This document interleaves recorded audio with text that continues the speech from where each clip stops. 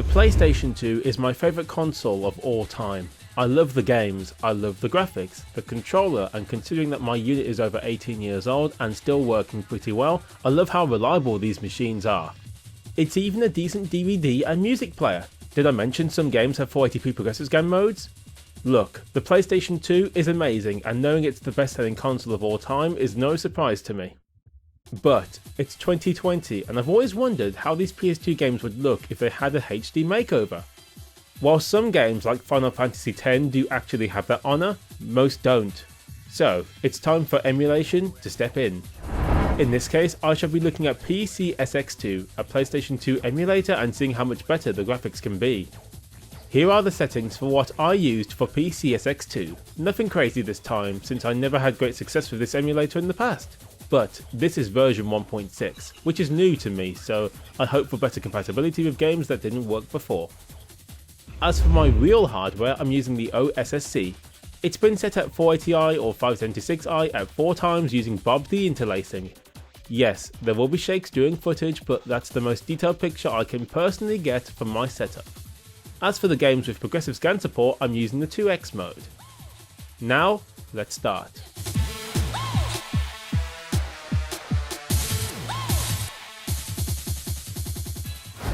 Let's begin with Dead or Alive 2. This game never used to work for me on the past versions of this emulator. To see it up and running was a great sight. You are seeing the real PlayStation 2 footage right now.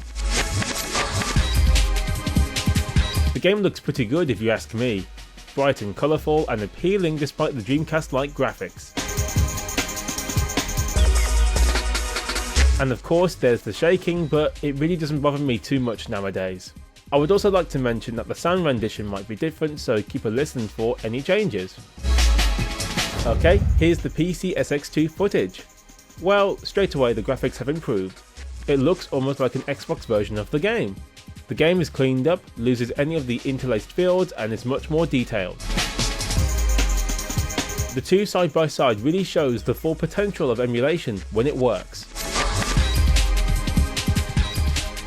However, notice the gameplay chugs, and sometimes there are many times when the game hitches and hesitates, which is annoying.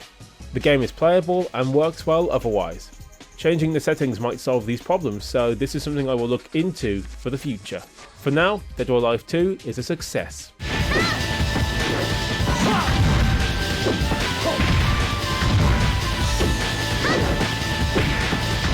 Now let's look at Resident Evil Code Veronica X.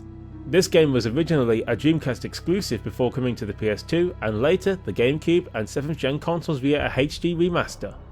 This game looks pretty good in my eyes. The new camera helps aid in the cinematic look, and the completely 3D environment really breathe new life into the series. The zombies are tougher than ever before, and there's new lighting effects to increase the horror. The PCSX2 footage looks pretty much like the remastered versions of Code Veronica X, only better. It really brings out the details you can't see easily on the PS2, and it's amazing how clean the game looks.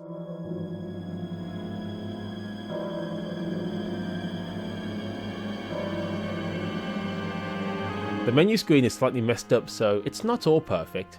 Mind you, this is a minor issue and the game plays perfectly otherwise. This is a clear upgrade with very little drawbacks if you ask me.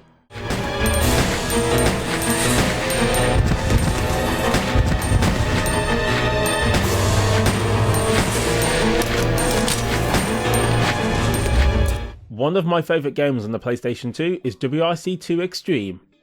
This was only released in Europe and it's the sequel to WRC. This rally game is amazing. It's tough, demanding, but also fun and epic. The controls are satisfying to use and the sound effects are wonderful, especially from the rally cars. I also love these long courses which are basically endurance rounds. The graphics are pretty nice too. The human models are not the best, but they do look like the drivers of the time. Still, this game gives you a lot to do and it plays beautifully. The PCSX2 footage is an improvement, but there are some interesting differences. First, the game has minor flaws here and there. Secondly, the game is looking blurry if you know what I mean. Of course, the other games showed this too. This is one of the ways which PCSX2 deinterlaces interlaced content. It reminds me of the blend deinterlacing and it works, but it's not my favourite. Still, it works and the game does look much better as a result. I will admit though, the PlayStation 2 footage looks more appealing somehow. Maybe it's the colours, who knows. One and straight 100 over crest into right 2, 100 right 6, 100 over crest into... Another one of my all-time favourite rally games is Colin McRae Rally 04. I used to play the PC version all the damn time and I was a master of it. The skills haven't quite got back up to speed, but that's okay, I'll survive. This is one game I wish looked better on the PS2. The texture quality could be better, the game looks very fuzzy, and look at the dithering. Divot City Avenue is back in full force here. It's not a bad looking game, I just think this PS2 version should have looked better. Well, PCSX2 comes to the rescue because boom! Wow, it actually looks like the PC version I used to play, just with slightly worse textures and some minor flaws. This game will stutter at first, but once everything has a chance to load, the game works almost perfectly. A game like this really receives a worthwhile upgrade when played on PCSX2. 34 left over crest and 3 left over crest. It's a long 4 right, tightens to 3. 007 Everything or Nothing is a great game. I love the James Bond franchise and the games for the most part are pretty compelling. The first mission here will be used for testing. As you can see, the game looks great on real hardware and the 4X mode really improves the video quality. Because this game is not running at 50 frames per second and instead 25, the shakiness is reduced and the graphics shine. Not to mention, this is a fun game too. Being Bond doesn't get much better than this. Okay, what about the PCSX2 footage? Well, there are some problems. First, all FMVs are completely shot. Look at this! How can you enjoy watching that? I can't see anything! The game improves when you actually start, but there's bugs and glitches everywhere, plus the game hitches too. It's not unplayable, and again, the settings might fix some of these issues. But right now, it's best to stick with real hardware until the right settings fix these problems. Hold until that jet is neutralized.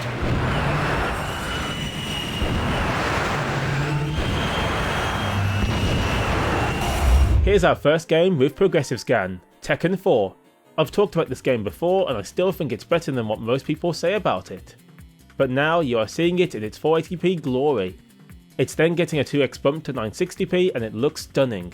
This shows the PS2 can look amazing when used properly.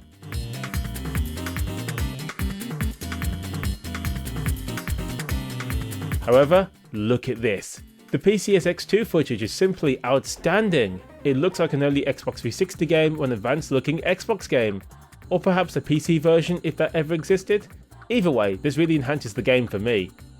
I will admit the game looks a little soft in some ways, but what we have here is a great example of PCSX2 working well and providing an improved experience for those wanting to take advantage of progressive scan.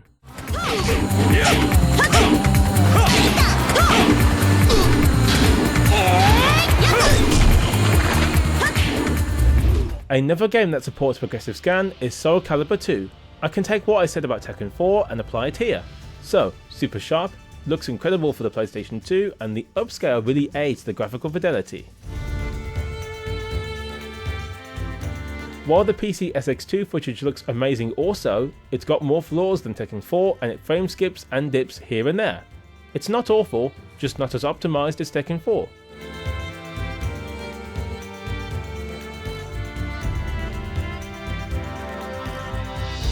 Still, some settings tweaking might solve these minor problems.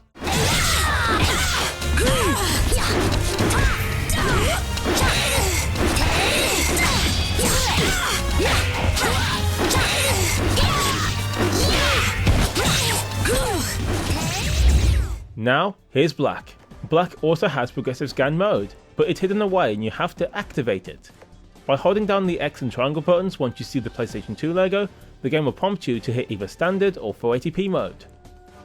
On the PS2, this game looks amazing, possibly one of the best looking PlayStation 2 games of all time. The game is also a lot of fun and the destruction is wicked.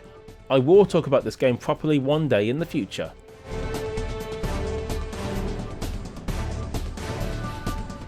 As for the PCSX2 footage, it certainly looks better resolution wise and it looks like an early 7th generation game.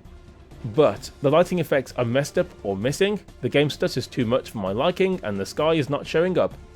I guess it's raining today or something. I get the feeling though that this can be fixed, and if it is, I can expect this game to blow me away. I'm still amazed at what can be done on the PlayStation 2 though. Okay, here are the last 2 games that I tested before we come to a conclusion, so let's have a quick look.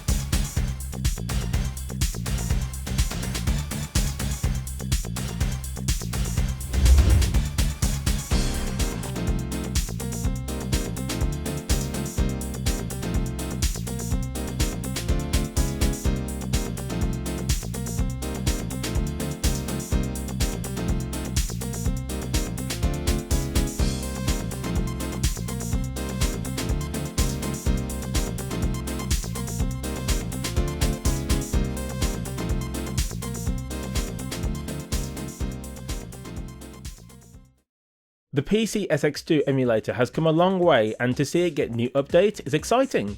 More games are playable now, and the graphics can be extended and changed in more ways than ever.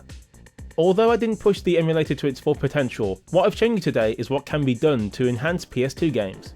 Although not every game was perfect, changing the settings will hopefully fix or even solve most of the problems and allow you to play your favourite games in ways never thought possible before.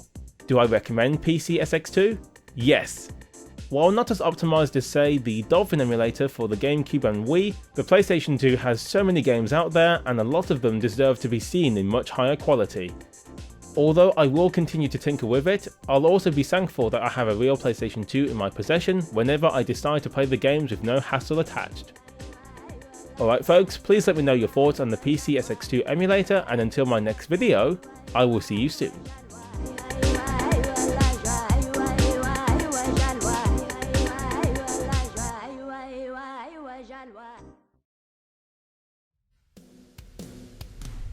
Yeah.